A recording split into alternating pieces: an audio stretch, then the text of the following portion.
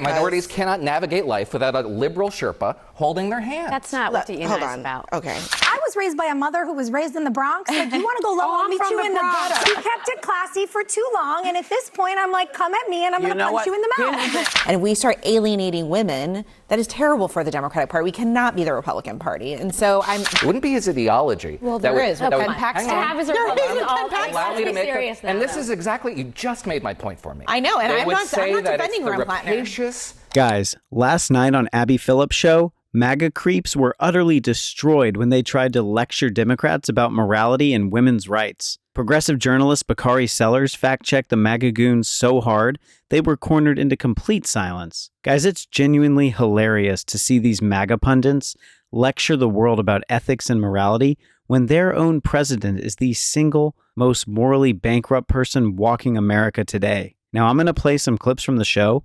I'll give my opinion as we go. Welcome back. He was the right's punching bag for years, but now Hunter Biden is the one punching back.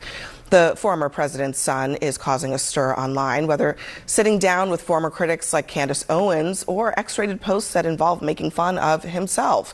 This week, he joined Gavin Newsom and defended Graham Plattner, and the scandal-laden candidate in Maine got a little bit of support from Hunter Biden after he won the party's nomination. Listen.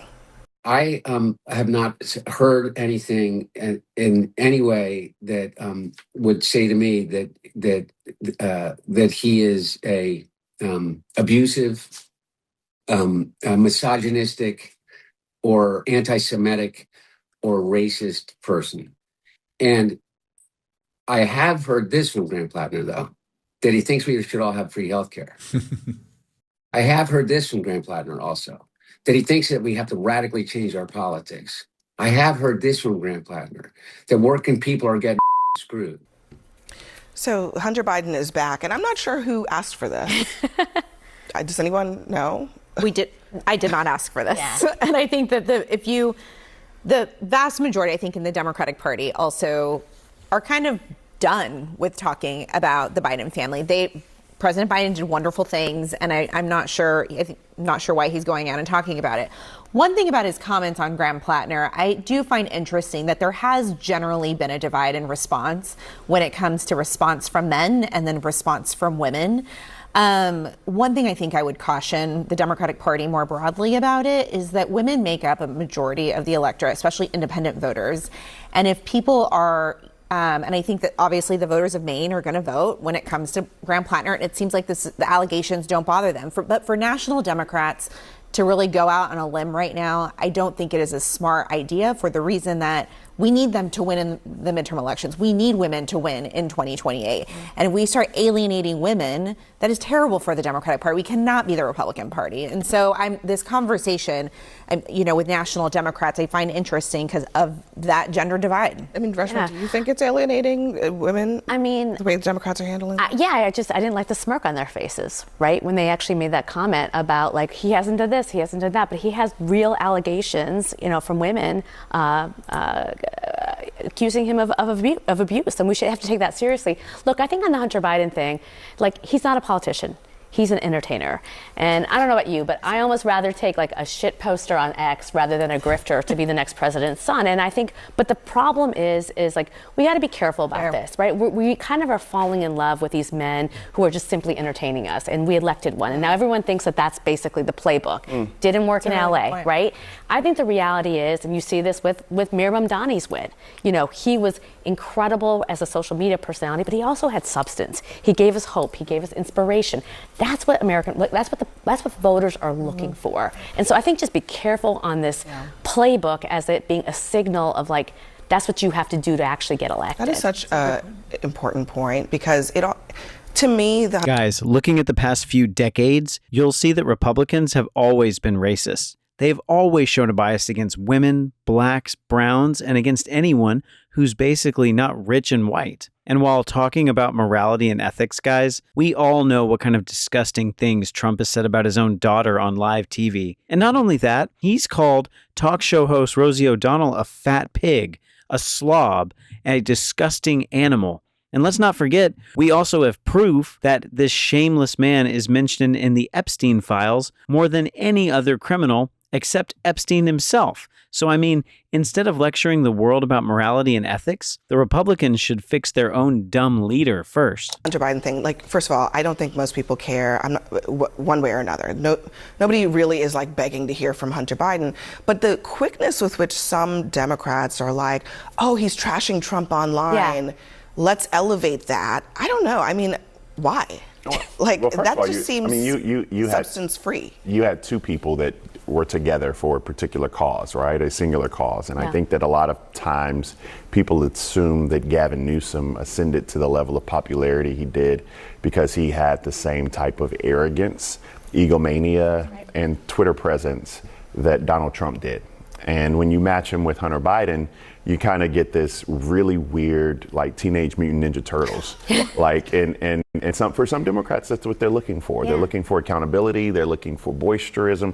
They're looking for machismo, something that Donald Trump represented. I think, for me, Hunter Biden can do whatever he would like to do. He's not in the arena. I could care less. I do hear your points, though, because when I was preparing for the show this morning, one of the things that we talked about was Hunter Biden, and I was really prepared to say I don't care. I give 2 cents. But I understand your point about the way that it makes women feel when they have this type of colloquial conversation. So I take that and I hear you on that, and I'll have to self-evolve on that. The other point is that Donald Trump Jr. actually is in the White House right now. He is the president's son. 1789 Capitol, he joined the board. They got a $620 million contract with the Pentagon. You can giggle, but it's a fact. You have drones. It's a non sequitur. It's not the topic at issue. I'll tell you, hang on. Let me finish. Because this is called grifting. And what I'm also and that's fine. He's not in the White House. But what I am saying, and whataboutism is fine if that's going to be your argument. But what I'm also saying is meme coins. I'm saying Bitcoin. I'm saying cryptocurrency. I'm saying the businesses that the president's sons have joined the boards, that they've monetized. And so I think that the American public is very clear-eyed about the fact that Donald Trump and Eric Trump are just as bad, if you want to say so, as Hunter Biden. Back to the subject at hand, Hunter Biden and Graham Plattner. What I heard there was very representative of the progressive movement. Yeah, he's got some character flaws. Maybe I didn't hear that he said black people don't tip. Maybe I didn't hear that he said that women should, accept the fact that they are inviting rape. Maybe he didn't hear any of that. But his progressive sensibilities, his policy preferences, they suffice for character. I hear that all the time.